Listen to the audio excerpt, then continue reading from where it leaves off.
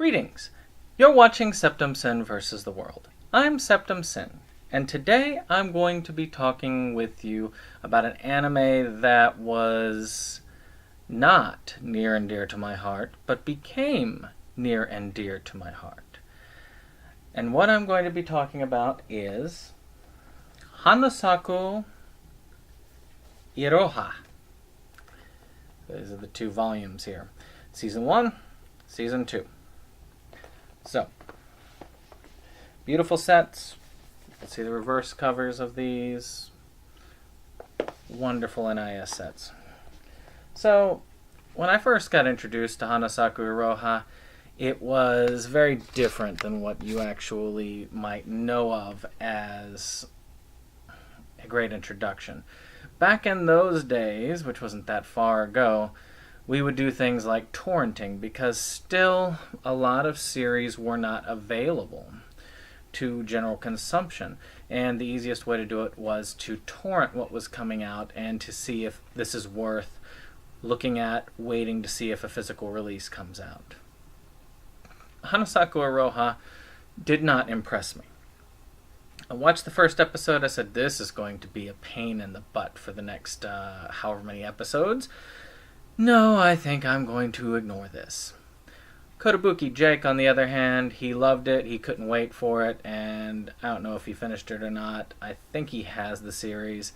I saw it on sale, like majorly on sale from Right Stuff for these premium editions. I mean, these are beautiful editions. I mean, it was a nice little bundle. These things, they go out of print very quickly.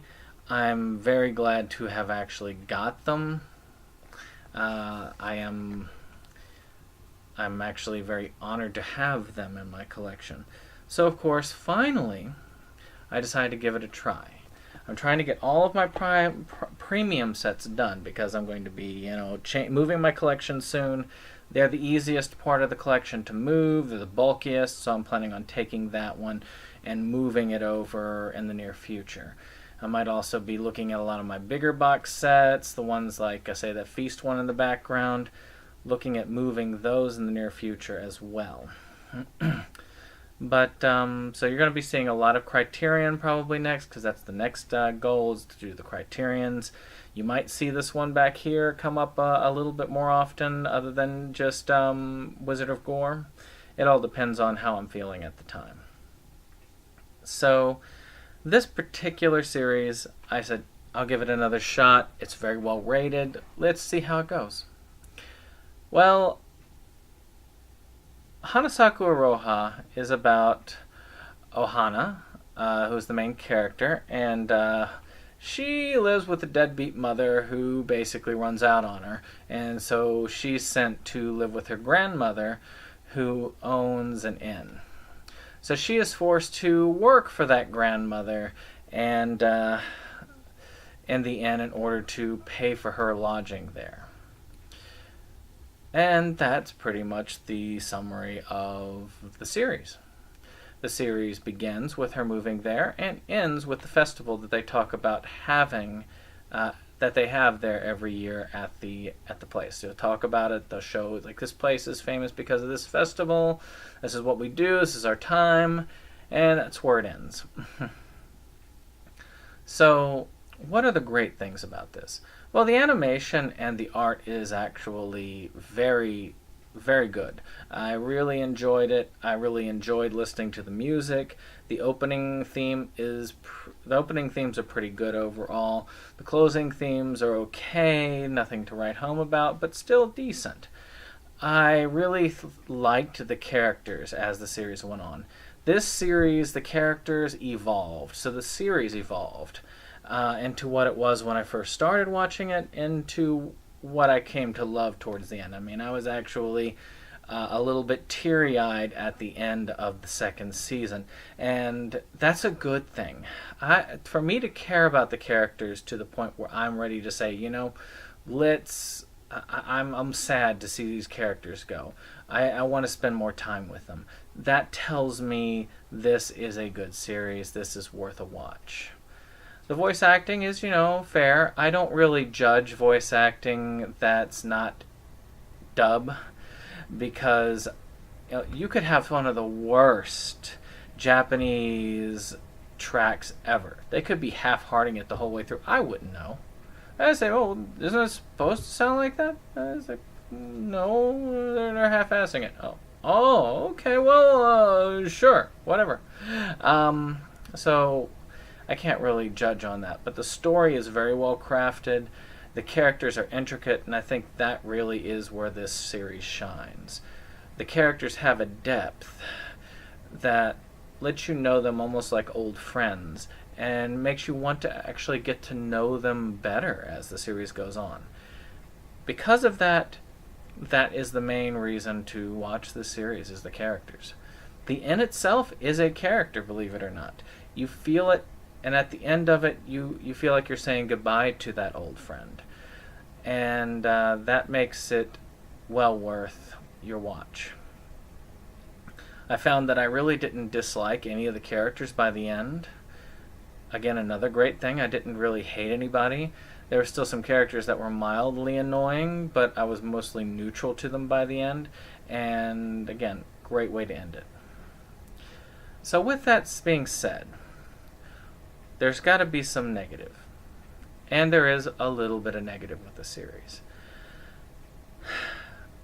It's very hard to start with. Unless you're like primed for it, like my co-host, you're going to have a hard time getting started. Because that first episode alone is enough to let you go, God dang, what the heck's going on with these people? Why are they such unlikable pieces of I mean, the mother, she's a terrible mother. I mean, she runs off with the guy at the beginning. Ohana is a little bit selfish and brattish. I mean, she basically runs off on some guy that was there. I mean, and neglects her friendship to him, using it only for her own purposes. And when she gets there, everybody treats her like crap at the first thing. Not even introducing her is like, I hate you, crap on you, die. I mean, just this parade of hate and negativity throughout the entire first episode.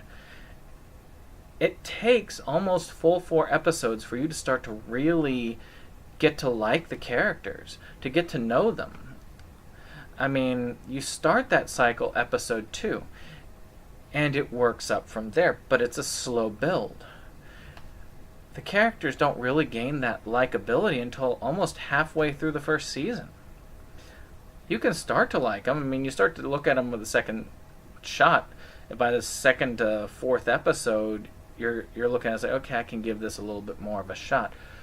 But that investment shouldn't be necessary. I didn't like the beginning, and that definitely draws out the points. That said, that's pretty much all I have negative to say about it.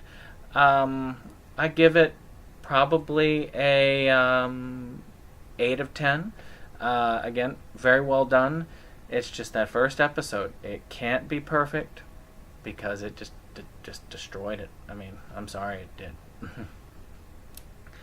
But I hope you've liked this review. I'll show you where you can get a copy of your own if they are still in stock. If they aren't, I will show you where to get at least the first of the standard editions. And hopefully you can go from there. If you're looking for the premium sets, eBay's a place, but I would try Right Step first, just in case. People sell these things for exorbitant prices.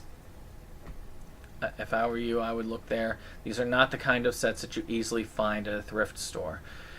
You actually have to go online for this stuff, because people don't really want to get rid of these once they get them. And if they do want to get rid of them, they want insane profit from it. So, just a fair warning.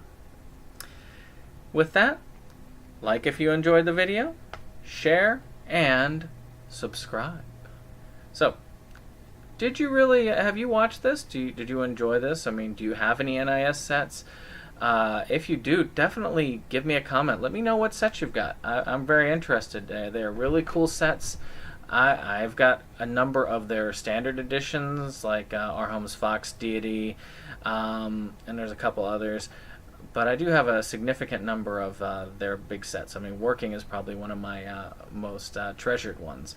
So if you can, I will see you in the next one where we review the movie. Goodbye.